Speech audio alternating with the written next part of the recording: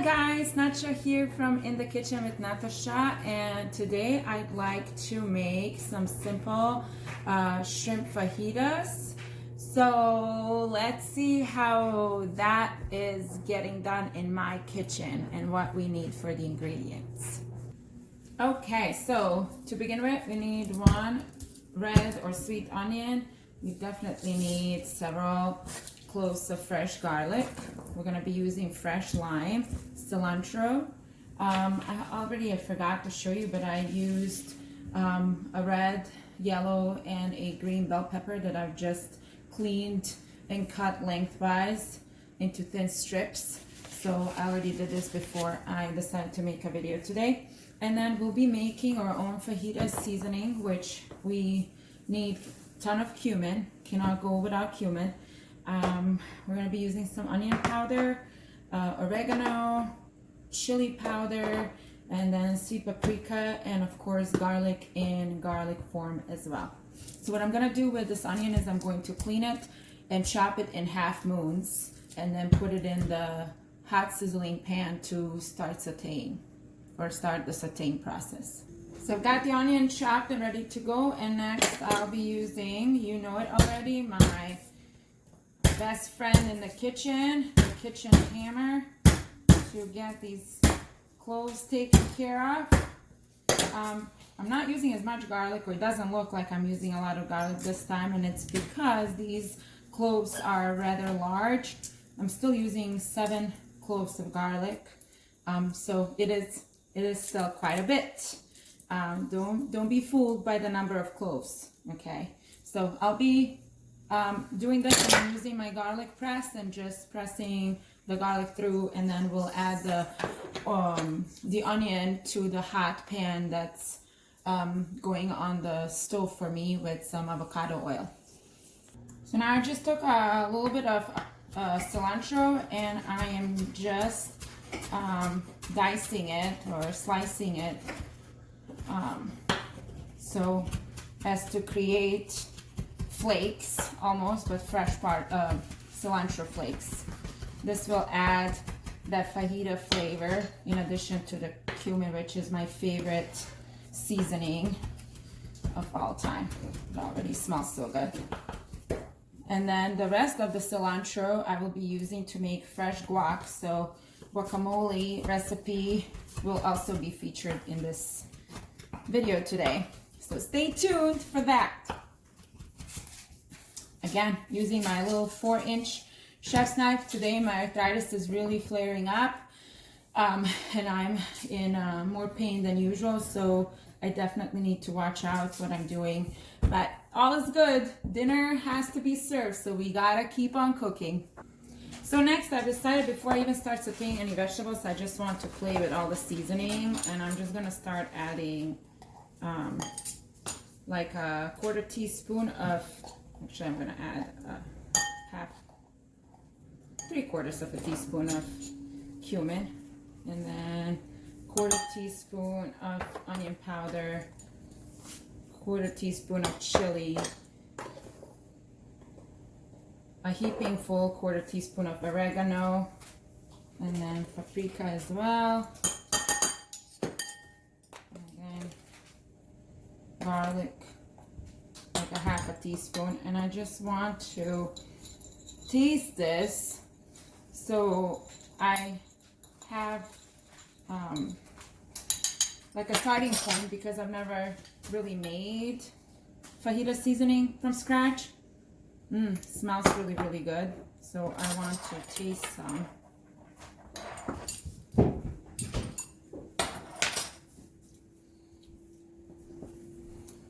The only thing that you're missing is salt, but we'll be adding salt, and of course lime juice. I love cumin, so I'm going to add another heaping 1/4 teaspoon of cumin, and I'll add more chili. And again, once I start adding this to the pan, I will have a better idea of what I need more of, and then you'll see the recipe. I'll have the exact measurements for the seasoning if you choose to make the seasoning yourself. Of course, you can buy fajita seasoning in the store and not even bother with all of these spices that you need to bring to the table to make your own. But if you're somebody who likes to experiment like I do, then I highly recommend just playing with seasonings and different levels of spiciness and see what you need to add. Okay, let's go to the stove. So the oil is really hot, and now we're adding the onion to it first. We're gonna let the onion cook for a little bit, and then we'll be adding the sliced bell peppers. They'll saute for a bit, and then I'll add the shrimp and all the spices to this mix.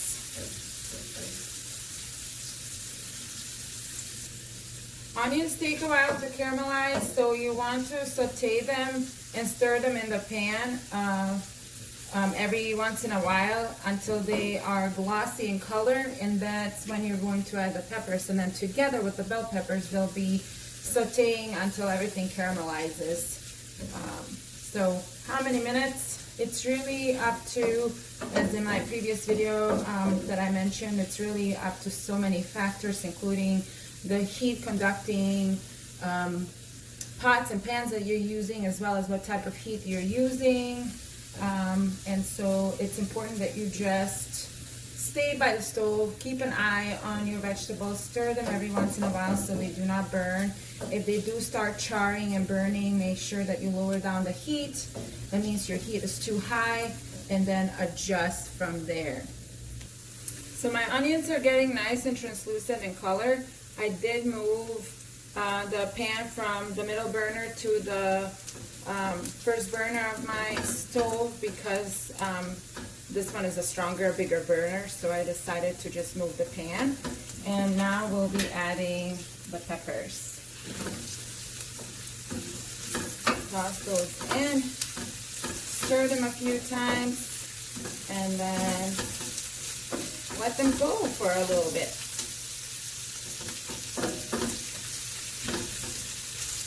So don't forget to be checking on them. Once the peppers start giving off a strong aroma, that means they are getting to be almost done. So that's when I would start adding the garlic. So just wait for the peppers to give you the signal. You'll just smell the aroma throughout the kitchen, and they smell so, so good.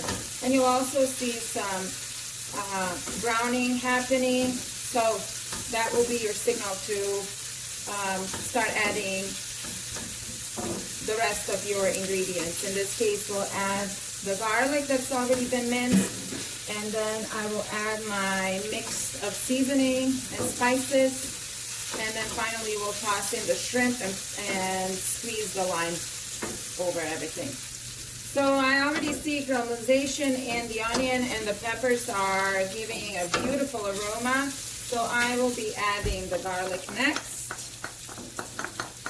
Toss that in there. Stir. Remember, we don't want our garlic to burn, so you do want to make sure that you are watching your fire. And I lost one of the peppers over here, and I cannot grab it. Okay. Okay, I'm ready for the spices. And then I am going to be adding the shrimp to it. And this is already cooked, clean shrimp that was frozen. I thawed the bag, and then I'm just tossing it in here. So that means the cooking will be minimal. You just need to really heat up the shrimp through because they're already cooked.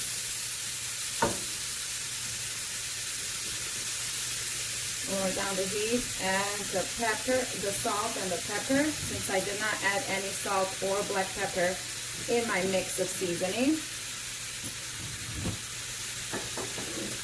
Toss in the cilantro. Bam, bam. Squeeze the lime. Whoops. One more. Okay, we'll see how that tastes like. and then we'll adjust.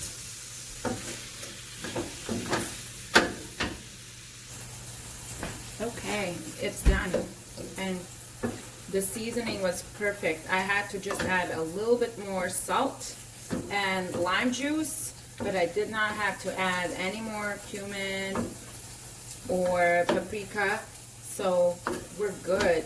We're good. And again, if you like it spicier, add some cayenne pepper to it. Okay, I know that if my sister was making this, she would for sure be adding cayenne pepper. I will be probably adding sriracha to my own plate because my kids are eating this. So I want to make sure that they can eat what I'm cooking, and then I will add spices accordingly to my own tastes on my own plate. Okay, let's go make some guac. Okay, so we're ready to make guacamole. You do need to have a bowl, and your most important tools will be a spoon and a fork. And of course, if you're going to be pressing garlic, which I recommend, you can also chop it and dice it, but I love this little garlic press. And then a knife, and here are our ingredients. This is fresh out of our garden, young onions, so green onions, and I'm just using 2 because that's going to be plenty. I have 4 ripened avocados, medium in size. We'll need lime, we'll need some lime, we'll need cilantro, we definitely need garlic, so garlic is coming back, and then salt to season. Let me tell you something before I even start is, but when I first moved to San Antonio and I was first exposed to guacamole and avocados in general, I absolutely could not stand them. I thought like, oh my goodness, how can anybody eat this? This is just not tasting good. And then I came across, I don't know who introduced me, but we were at a restaurant and somebody said, you gotta try this guacamole. It's really good. Please do. And so I did not want to disappoint the company that I was with, and so I did go for some guac that they had ordered, and my life changed. I thought it was the best guac ever, and of course it was a little bit garlic, go figure. So then I wanted to replicate it at home, and I was working on it really hard to figure out what the perfect blend is. And I'm telling you, if you make this guac, you will never look at avocados the same way again, and you will never want to buy finished guacamole at the store once you make your homemade one. So I'll be finishing up the green onions. I'll put them in this bowl, and then I'll show you what we need to do with them before we add the avocados. Okay, next is the key component of making guacamole. So here are the diced or chopped up green onions. I'm going to add salt. As you can see, I moved my brace up because you need to use your hands and they need to be clean. So you're gonna take your hand and you're just gonna start squeezing the onion that you salted, or the green onions that you salted. They're going to start giving off their juices, and that's going to make sure that they're not bitter. Also, if you've been tearing like I have while I was cutting them, this is going to ensure that any of the chemical that causes your eyes to tear or tear up are going to disappear. So just squeeze them. Use as much power as you have in your hands. And of course, my hand is really hurting today for some reason. So I don't have as much power in my right hand as I would like to, but it's still enough. I did start tearing up a little bit. So here it is. And now we're going to be adding the rest of the ingredients. Here comes the hammer again. I'm only using about 4 cloves of garlic for the guac. Oh, this is a bad clove. Not completely though. Can still use. We'll just add 1 more. There we go. Make sure we have the right amount of garlic, but you don't want the garlic to overpower your guacamole. I also do not want crazy garlic breath, although if you are worried about having garlic breath after you eat fresh garlic, just grab some fresh or dried parsley and chew it up, and the garlic breath will go away. And I also wanted to tell you one other thing, and that is don't ever discount fruits and vegetables. For example, like I said, when I first moved to San Antonio and I tried avocado for the first time, I absolutely did not like it. And so if I would have just believed the initial taste, my initial taste buds, I would have never started liking and eating avocado. The same thing with mangoes. When I first started ate a mango or tried a mango, I was not in love. I was not impressed. And now mango is one of my favorite fruits, but maybe even my most favorite fruit. And avocados for sure are one of my favorite fruits that I like to use almost daily in my diet. So don't dismiss it just because originally maybe you didn't like the taste. Try it again. Your taste buds change over the years, and so what you maybe did not like in the past could be one of those items that you really enjoy eating right now. And the same thing is maybe something that you liked when you were little no longer is appealing to you. I mean, we all have those foods and food items that we can think of. So next we're gonna slice or dice up some cilantro again. How much? Like a handful of fresh cilantro leaves. Not really stems, but if you have some stems in there, it's not the end of the world. It will still taste good once you chop it all up. So just run your knife through it, and if you can, use a regular chef's knife.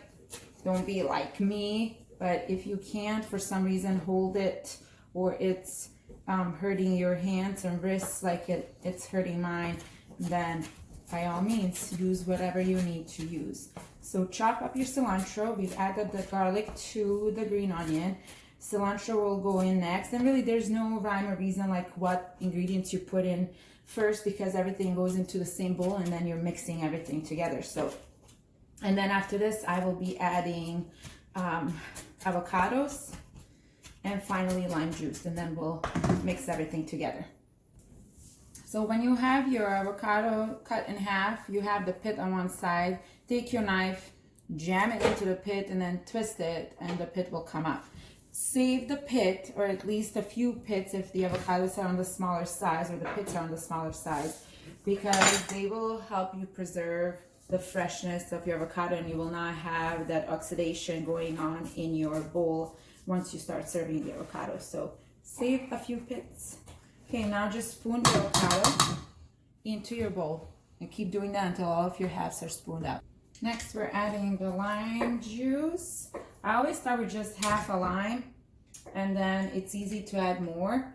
So that's kind of my recommendation. You can always add more lime juice if you need to. I know some people really love lime. And now we start mashing, and that's where the fork comes in handy. However, because I told you that my wrist is really hurting, this is now going to become a job of my husband, because usually this is not a big deal. I really can just mash it with a if you have a potato masher, you can use that too. It's even easier. But for me, I always find that the fork works just fine, except today my wrist is not working. So stay tuned. My husband will help me just a little bit. Come on. Okay, here's the guacamole in a nicer dish. And now I saved 2 pits. So I'm just going to put them in the bowl and just stick them in there. You can even cover them with the guac. And this will help your guac stay nice and green and fresh looking and not start oxidizing. And oh my gosh, it's so good. Can't wait to eat this with my fajitas. I wanted to have my husband come in front of the camera, but he's absolutely refusing because he states that he's not photogenic. So go figure, you just get to deal with me and he gets to be out of the picture. Okay, let's go dish this up. Don't mind me just making the bowl clean.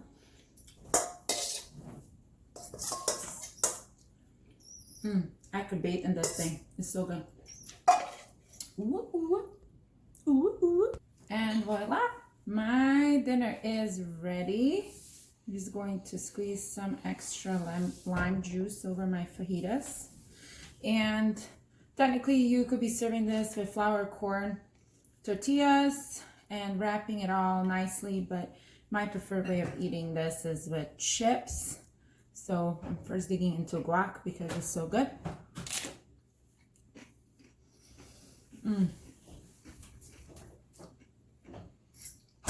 I'm not kidding. If you've never made homemade guacamole, you gotta try this recipe and let me know what you think about it. Post some comments below. Don't forget to like and subscribe to my channel if you like what you see.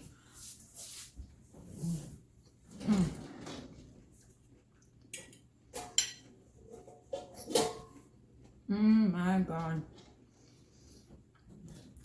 It is so delicious. Everything is so fresh. The peppers are not overcooked. They're still crunchy.